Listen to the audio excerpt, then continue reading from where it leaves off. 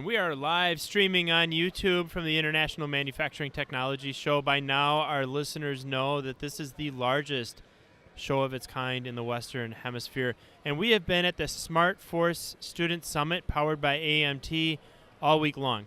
And we've talked to just some phenomenal guests, chairmen, CEOs of great companies. We're talking to folks that are doing amazing things in education, talking about all kinds of innovators with the Manufacturing USA initiatives. And we are talking now with one of the individuals that has made this all possible, a person who's been absolutely indispensable in setting up this podcast, partnering with FANUC and allowing us to be here all week, creating some relationships with guests that we maybe never could have had otherwise. So we owe a huge debt of gratitude to the Vice President of Smart Force Development for the Association for Manufacturing Technology. His name is Greg Jones, and for the next 30 minutes, we are going to learn all about what Greg does and the amazing work he's doing here at the Smart Force Summit. Greg, thanks so much for being with us. Thanks for having me, Matt. It's great to be here. It's just so much fun to see the energy here, seeing all these students. I know that's why you do this, right? I mean, to impact and affect the next generation of manufacturing and industrial technology in so many ways. We're going to, by the way, a little bit of a teaser, have your organization's president, Doug Woods, on with us tomorrow. So we're looking forward to that discussion. But tell us just a little bit. We'll go deep tomorrow. But what is AMT and what are you all about? Yeah, AMT is the Association for Manufacturing Technology. We've been around for 120 years in the U.S. Wow. And so very long time, and technology has changed dramatically over the years. Certainly. Most of our members are companies that manufacture machine tools, robotics, automation equipment, hardware, software, CAD, and those sorts of things. AMT is really these days all about emerging technologies too, and Doug is going to tell you a lot more about that tomorrow. But so we've got about 650 members, and most of them are here at IMTS. But I believe there's probably 1,500 companies exhibiting at IMTS this year. Not all of them are AMT members. Some of them should be, and some of them are too small to be, but they're doing great in their own little niches. So is there a size range that's ideal to be a member of AMT, or do you have companies large and small? Large and small. Small cutting tool companies, big cutting tool companies, large machine tool companies, global companies. We have lots of companies that are based in Japan that sell most of their product in the U.S. and they're members of AMT, like FANUC in CNC and robotics. And it's a wide range. I think we have 9 different member category levels, and those categories are all based on company revenue. So 650 members, 9 different category levels. Been around for 120 years. I guess I didn't realize that. And man, you're not kidding.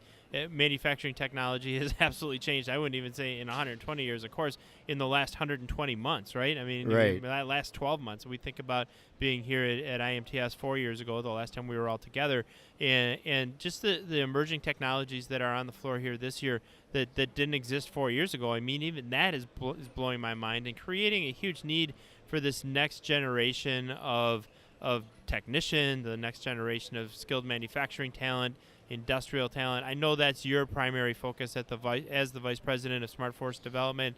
So tell us about that. Tell us about that subset of AMT. What's keeping you busy? What are your key initiatives? Yeah, the majority of my job is working on policy in D.C. and advocacy for careers in manufacturing. So I do a lot of work. I'm on a couple of boards of directors. I'm on the board of directors of NIMS, which is the National Institute for Metalworking Skills. And we, at AMT, have been an industry stakeholder in NIMS since inception 27 years ago. Wow, has it been that long for them? Yeah. And we're all about industry recognized credentials for jobs in our industry. And when most schools or most employers think of NIMS, they think of CNC operator and materials and safety and those sorts of things. More recently, NIMS has been involved in developing credentials for Industry 4.0 type things. We worked with America Makes to develop credentials in additive manufacturing, worked with Festo on smart digital manufacturing credentials, so that's expanding. I'm also on the board of directors of NCATC, the National Coalition of Advanced Technology Centers, great group of about 200 schools across the country that have terrific advanced technology centers at their schools. They fly under the American Association of Community Colleges umbrella. They're one of only 2 sub-member groups, and it's a very vibrant group, and it's an honor to serve on that board because, I get to be belly to belly in decision making with presidents and program directors in ATCs that are meaningful for the manufacturing technology industry. Meaningful indeed, and you're doing so much meaningful work. I want to start where you started, which is this work in Washington D.C. that you do, advocacy on the part of manufacturing and on the part of certainly educating the next generation of manufacturers. I used to do quite a bit of that in my industrial days. So twice a year we would go get legislative updates for a day, go up to the Hill, visit the congressional delegation from the states that that were representing the states that we were doing business in. But one of my favorite things actually to do was to spend time on Capitol Hill. It's been probably 10 years since I did a lot of that. But have you seen in the last, let's say, 5 to 10 years and all that great work you're doing in D.C., is the awareness of the lack of skilled talent and the need to invest in the future of manufacturing in the United States, are we starting to make progress? Are you seeing that tide start to turn? I think there's progress, but more progress to be made. I think if there's one thing that both sides of the political equation can agree on, it's that if we can provide folks with a really good education that leads to a good middle-class job, that's a really good thing to be able to do. And we need to be doing more of that. So recently, I guess, you forget time because of the pandemic. Agreed. But just before we all took a time out for the pandemic and things changed for us all, we created or updated our manufacturing mandate, the things that we suggest Washington focus on in order to solve the issues of a lack of workforce in the manufacturing industry. So, we recognized 3 years ago the issue with not enough teachers, the need to bring more teachers into classrooms, especially CTE, career and technical education classrooms. So that's one of our recommendations. We want to see apprenticeships grow stronger again, and we're really advocates of industry-recognized apprenticeship programs, especially with emerging technologies, the thing that we focus on at AMT. Companies don't have the time to devote 4 years or 3 or 4 years to an apprenticeship program because the next technology is going to take off before that person is done with that apprenticeship. So it's important that we can shorten the time and make apprenticeships more competency and skills based as opposed to time based. So we're working on that. We would like to see a better investment in capital equipment from Washington to schools. And that's not something that's very typical, but in the recent EDA Good Jobs Challenge grant, there was $500 million that was afforded to industry sector partnerships, which includes community colleges and organizations that work on workforce development in individual states. And part of those grants allowed for capital equipment investment in the program. So that was a really good win for our industry. A huge win. Yeah, I think a lot of times people don't realize in the world of technical education the cost on a per student basis of training and preparing that student for a career. It can be really, really expensive relative to, people compare it to, I could put a student through a philosophy course for X. Well, okay, I don't need a CNC machine. I don't need a FANUC robot. I don't need that in order to educate a philosophy student. Not that there's anything wrong with that career pathway necessarily, but when we get into building a lab in a technical or community college or in a university that's going to prepare people to work on authentic industrial technology, that capital piece is really important. And I think the fact that you're seeing bipartisan support, at least for that part, in a world where we see so little of it anymore, everybody does agree on the importance of creating the next generation of workforce. We tell people, here at the Tech Ed Podcast, our mission is to secure the American dream for the next generation of STEM and workforce talent. And I don't care who you voted for in the last election. I don't care who you voted for in the next election. We just don't care. We can all get behind that. Really, really important. And we've had guests on our podcast as diverse as, in my home state of Wisconsin, former Governor Tony Evers, Democrat, former Governor Scott Walker, a Republican, former Governor Tommy Thompson, and former Secretary of Human Services at the national level in the Bush administration, Tommy Thompson. you couldn't find more diverse political beliefs than that Sure. group of people, but they can come together and talk about the importance of creating this next generation of STEM and workforce talent in ways that they don't necessarily collaborate in almost any other aspect of political life, which is really refreshing to see. And I want to turn our discussion now back to that whole idea of creating this next generation of STEM and workforce talent. I can't tell you how much fun it's been at the SmartForce Summit, watching all of these students walk past the booth and get inspired about technology, get inspired about advanced manufacturing. Really, really important work. You're running the whole show, at least when it comes to the Student Summit. So talk about that. How many years have you been doing this, and why is it so important? That's a really good question. So I'm going to date myself here. This is my 18th IMTS. Okay. Should have been my 19th. And it's every 2 years. Every 2 years. So Yeah, my wow. first one was in 1986. Crazy. This is the 5th one that I've had the honor to produce as a student summit. Okay. The 5th one we've done here. But I used to volunteer for the student summit in the early days. AMT has always made an investment in the next generation workforce. We started doing a student summit at IMTS in 1998. Wow. And when I was part of the executive team that stood up Tooling U, Yep. which is an online e-learning course which still Sure. exists. Know The it well. Society of Sure. Manufacturing Engineers owns Tooling U these days. I used to volunteer to support the Student Summit. So when I took on this job at AMT and SmartForce Development became my responsibility, and producing this summit, it's a new task.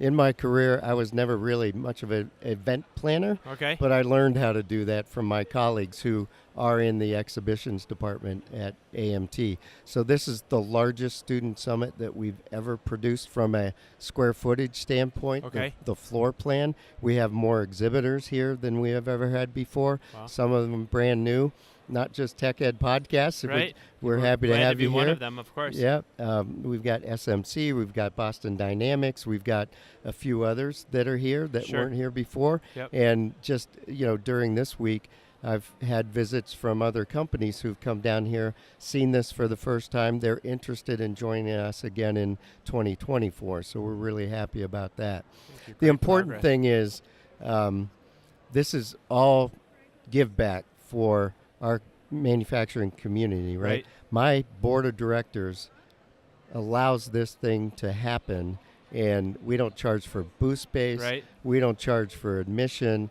You're invited to come here, and it's just a great event.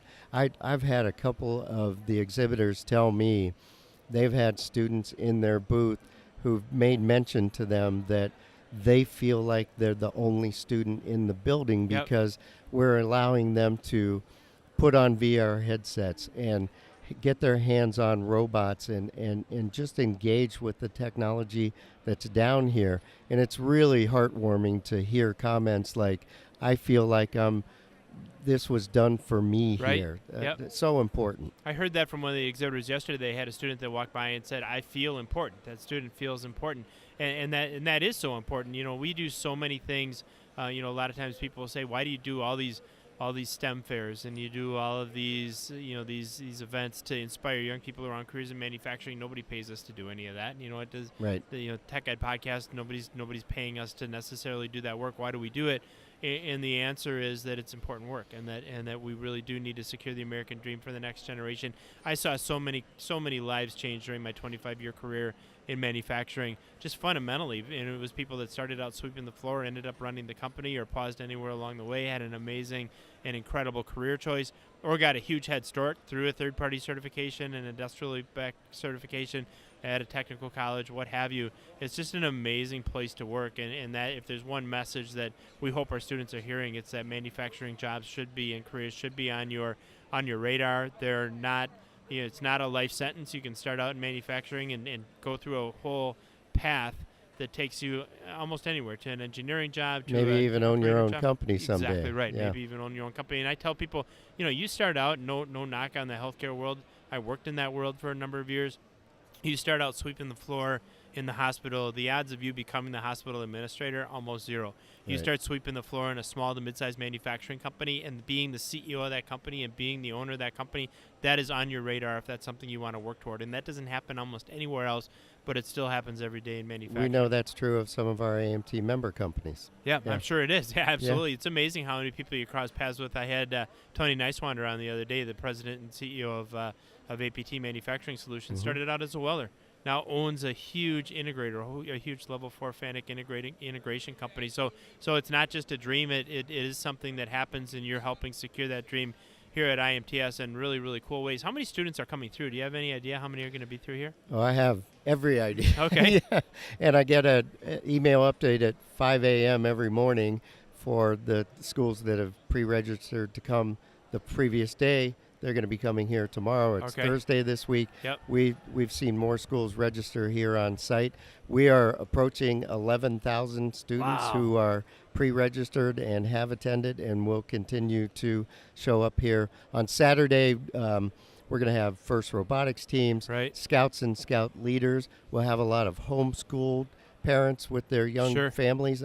You may have seen the stroller going I by sure here. did. I did. We do not have a bottom age limit Yep. on the students that are allowed to attend this summit, and that's purposeful. Yep. We want them to see it at a very early age. Of course. So we invite elementary school students, middle school students, as well as the high school students and college students. But so on Saturday, the thing that's really cool is I've had lots of people from the industry, more so than ever, telling me their families are coming this weekend, Yeah. and they want to bring them on Saturday. So Right. we're going to see a lot of industry families here on Saturday. That's so beautiful, and so 11,000 to date, and it's conceivable you could be upwards of 15,000 people, students by the end of the week of all ages being inspired around. Yeah, we probably won't get there. I was hoping that we would. Okay. We've put a lot of effort into it. I'm hoping for, at this point, it's Thursday, probably more like 12,000. We'll take it. As compared to in 2018, we did have 24,000 Okay. students attend this student summit, and a third of those were middle schoolers and elementary school students. A third were high school. A third were college, community college. This year, it's skewing more towards high school and Okay. college age students. And the issue with that is, although we've been working really hard to get Chicago Public Schools to attend, Sure. we're doing better at it. Just before I landed on this podcast with you, I was taking the new STEM Initiatives Program Director for Chicago Public Schools for a tour. We're doing everything that we can to get more CPS students here. The younger the students are, the more likely they are going to come from a local school district. Of So course. CPS is really important to us. On the topic of diversity, inclusion that we're really focused on, it's really important we get more students from Chicago to this event. And I'm working with Carmen Mahone and Kelly Easterly at CPS STEM to make that happen. So any of our CPS administrators, any parents that are listening to the podcast today, get in front of the people that can make the decision. You know, Chicago is kind of at the south end of this amazing manufacturing corridor that starts kind of in Oshkosh, Wisconsin, where now, about 2 hours north of where I live in Milwaukee, continues down through Milwaukee and into Chicago. And if you look at the concentration of manufacturers, the concentration of machining companies on the globe, that is the greatest concentration anywhere in the world. Here we have a show that is all around subtractive manufacturing, additive manufacturing, metal fabrication, Industry 4.0, advanced manufacturing, and these students are at the heart of that technology. What Yes. better career opportunity for those students than to come to the Smart Force Student Summit, be inspired, see these technologies, understand the careers that are available to them, all because of the great work that you're doing, Greg, and the great work of all the exhibitors here. So you mentioned them a little while ago. You've got some new exhibitors. We're proud to be one. In another part of my life, on the ATS Lab Midwest part of my life, we've exhibited here for, I think, probably close to a decade. I've been to this show at least 3 times every other year, and Right. we didn't have it in 2018. So huge supporters of the work you're doing. Nothing but gold stars from our team that's here. But tell us, what are you hearing from some of the other exhibitors? What kind of feedback are they getting? All good, all good. and it's really all about the content that's here. We can't do that at AMT. Right. I don't do content. I don't do curriculum for the most part. Sure. It's the schools that do that. And without all these exhibit partners, there's no way we'd have the content in here that we have. So at this student summit, there's more than 60 robots on the floor. Wow. We have about a dozen VR applications on display Virtual here. reality, yeah. Yeah, and just really great stuff. We do have 3D printing, some additive manufacturing, so that's really great. And couldn't do it without the exhibit partners. Yeah, and I think it's a really good point to be made that all of these exhibit partners, if you're up on the main floor, your customers are coming through. If you're a machine tool builder, if you're a FANUC, if you're APT Manufacturing Solutions, you've got your customers up on the main floor, and you're working on them to sell product and so on, and sell solutions and create new relationships.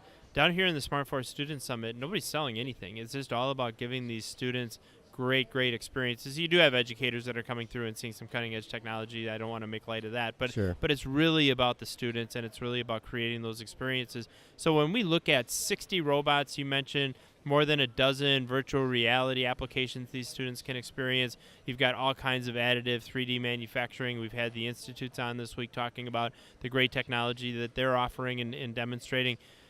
As you've walked around the SmartForce Student Summit, highlight an item or two that for Greg Jones is like, wow, that is a really, really cool experience for a student. Well, you can tell by my age that I grew up in the moonshot generation, so it was really important for me to have NASA Artemis here. Yeah, where right. We are going Yeah, to the for moon sure, again right now.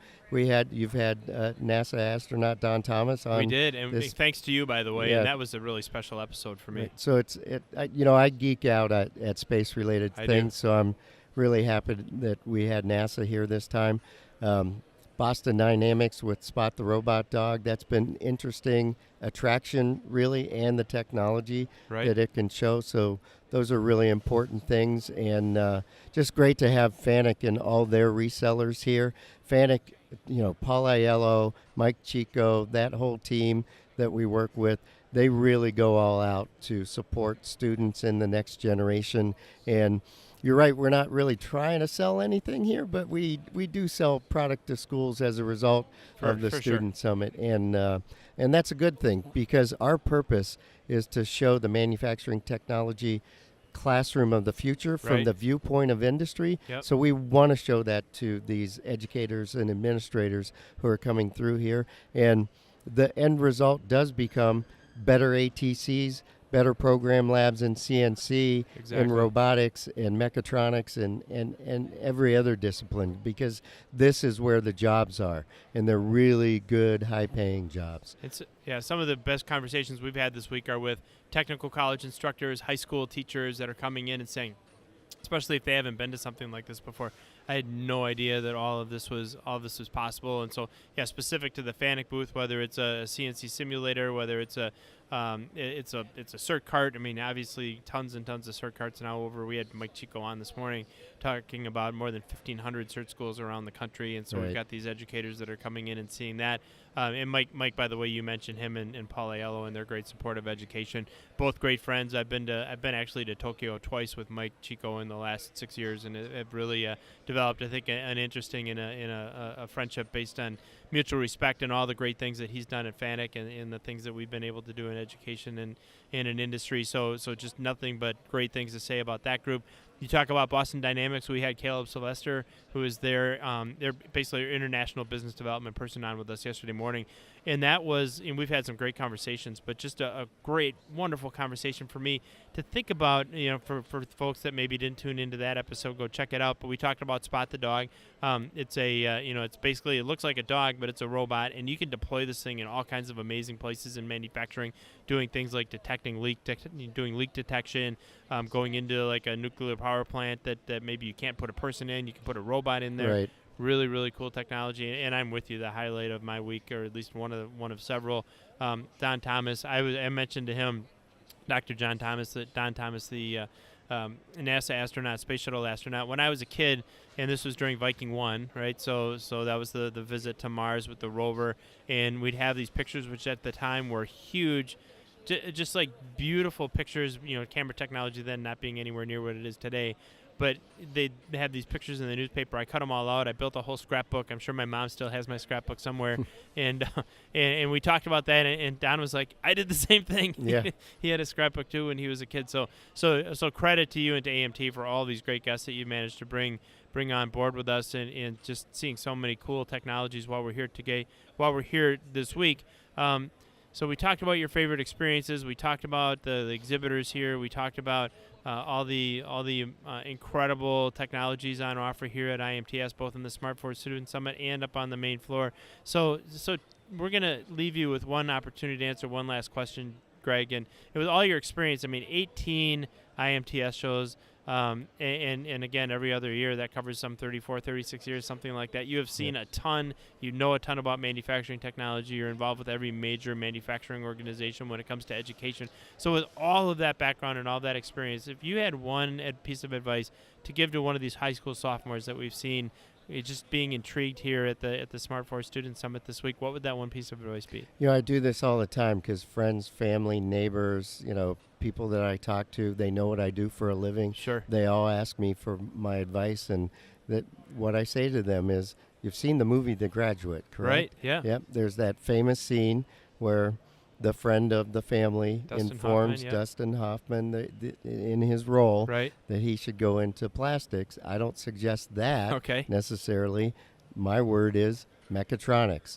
That's where the future is. We're going to be hiring robotics technicians, CNC technicians, operators. There's your high-paying jobs, and you want to go into a mechatronics program at a community college to get a degree, get a certificate. And by the way, once you get in that field, it's with emerging technologies, it's always going to be about continuous life learning on that pathway. So we're all about micro-credentials for the next thing, too. But mechatronics is where it's at. All the robotics and automation that you can get involved in, really good, high-paying jobs. We've had some great advice from people on the Tech Ed podcast. In answer to that question, we asked that question of almost everybody that comes on. Never had that, and we have some of the answers are pretty similar, which is great. But never had that specific piece of advice, which I love. One of our themes that we just keep coming back to on the Tech Ed podcast is convergences, whether it's convergences between things like art and manufacturing, convergences between information technology and operations technology and manufacturing. And mechatronics is really about convergences, right? It's about convergences of automation, of electromechanical technology, of fluid power, of mechanical drives, of programmable logic controllers, of smart sensors and smart devices. I love that advice. And I will tell you, it's not another reason I love it is that not just the convergence and the amazing career opportunities, but it opens up so many different routes for a young person to go into. Whether you go, you study it in high school, go direct to workforce, whether you study it in technical college and go into the workforce after that, or we had another guest on this morning that had a degree in mechatronics engineering. And so they're all ands and not words. You can build this entire career around lifelong learning, around micro-credentials, around changing technologies, and just remaining curious your whole life with a degree in mechatronics. That's fantastic advice. I really appreciate it. Yeah, I think so. As much as we appreciate you being with us on the Tech Ed podcast and all the work you're doing at the Smart Force Student Summit. I mean this genuinely. You're changing lives. You've been doing it for decades. There are so many trajectories that are going to be modified for the better because of all the great work of Greg Jones, who's the Vice President of Smart Choice Development. I keep saying smart choice. Let me start that over. It is a smart choice. It is a smart choice. Of Greg Jones, Vice President of Smart Force Development with the Association for Manufacturing Technology, AMT. Greg, thanks